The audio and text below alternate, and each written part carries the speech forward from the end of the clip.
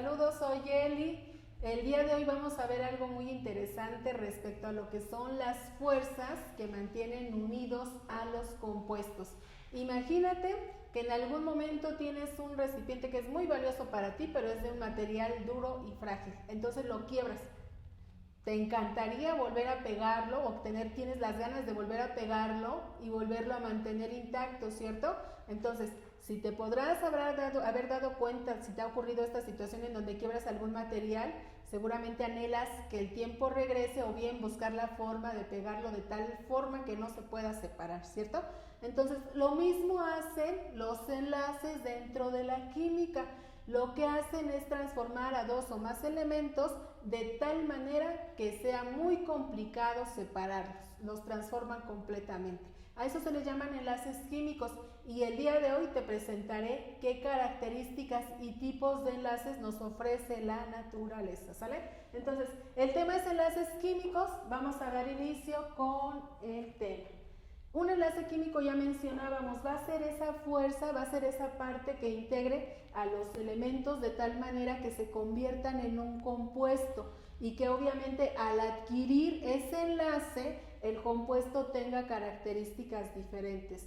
Es decir, si tenemos dos átomos de elementos cuyas características no tienen nada que ver antes y después de una reacción, están haciendo su función los enlaces químicos. Ahora bien, hay diversas formas en las cuales se presentan este tipo de enlaces.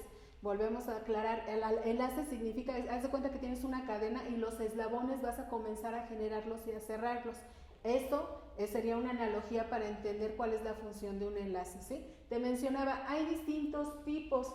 Los tipos de enlace que vamos a tener, aquí vamos a manipular la molécula, ¿qué va a ocurrir? En este caso la molécula nos da la idea de cuál es la misión de un enlace.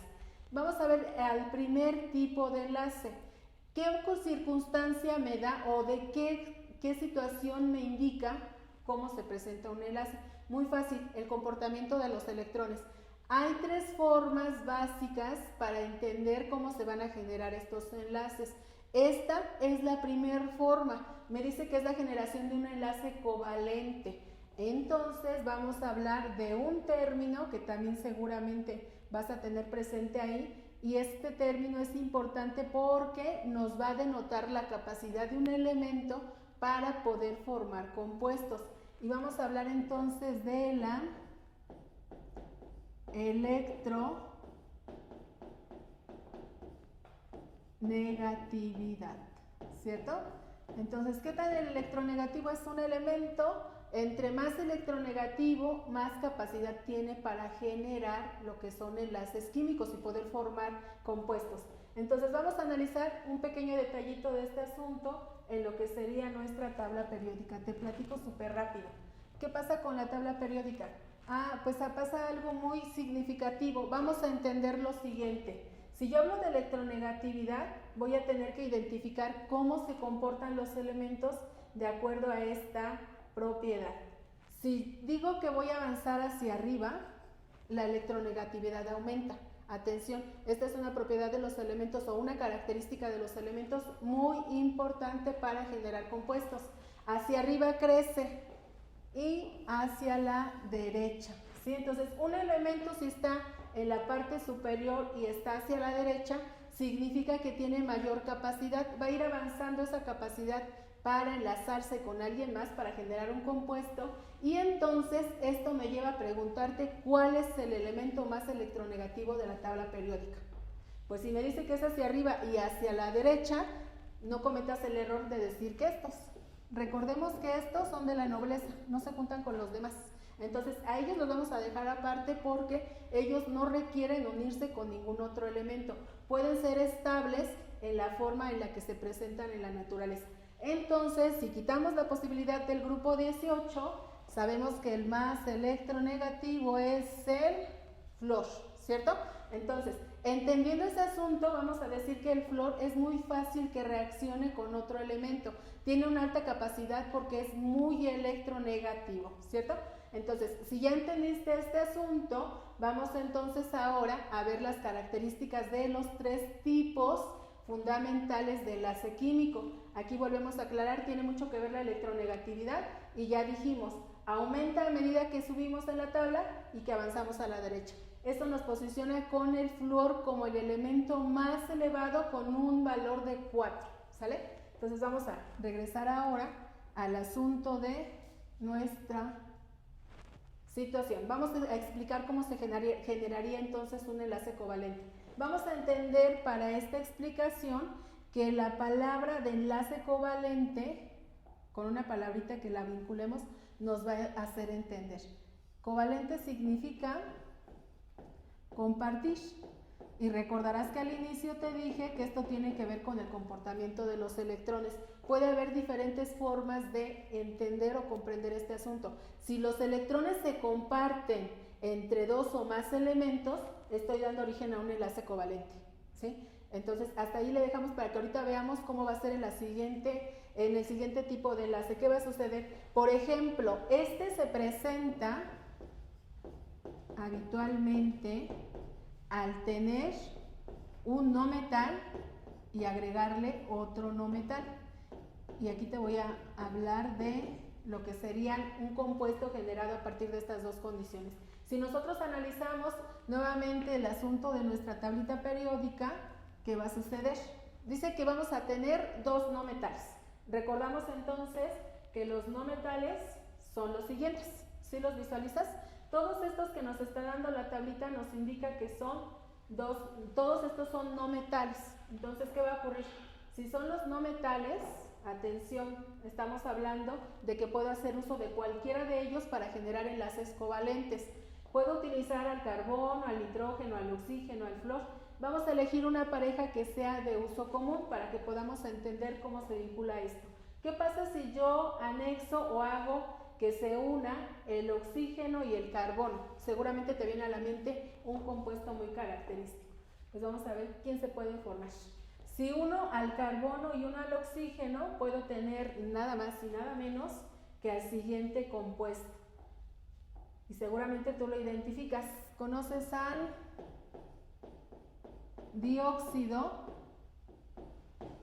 de carbono? Dióxido de carbono, ¿te suena?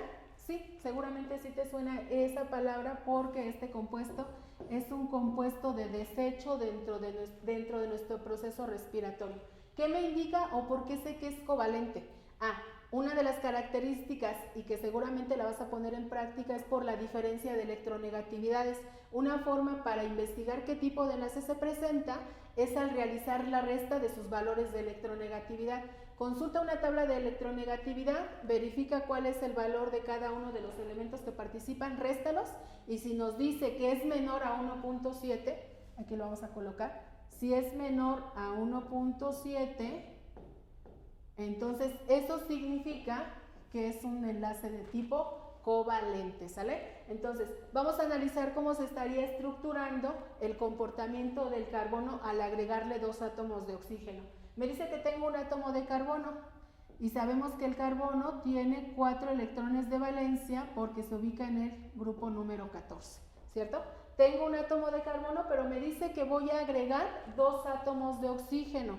Cuando tenemos un compuesto de este tipo, vamos a entender que hay un elemento, como son 3, uno que va a estar en medio.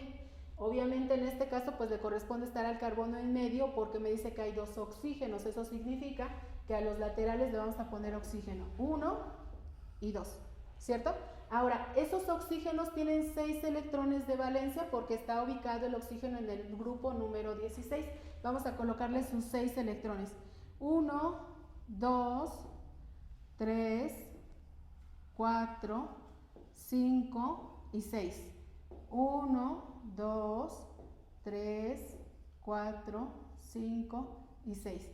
Por eso es bueno o por eso es fácil que tú identifiques las estructuras de Lewis. Vamos a analizar qué pasa si unimos estos dos electrones. Ahora el oxígeno tendría 7, ¿cierto? Y el carbono tiene 4 más este 5.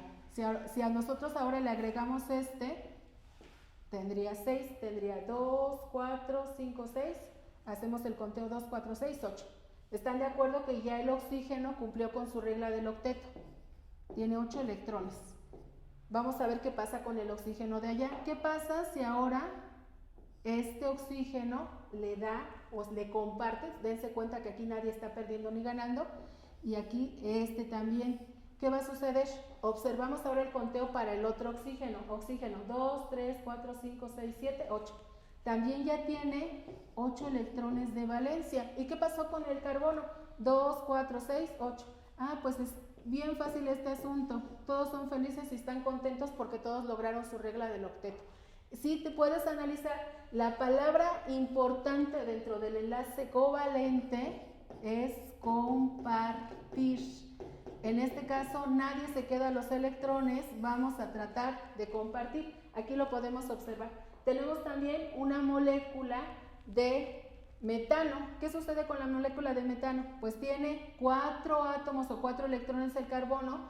Cada átomo de hidrógeno le da 1, entonces en total juntamos los 8, ¿cierto? Y los dos son felices.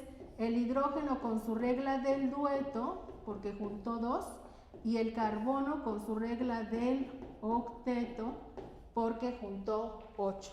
Hasta aquí la explicación del enlace covalente. Vamos a continuar para analizar qué pasa con los otros tipos de enlace. Nos vemos hasta la próxima.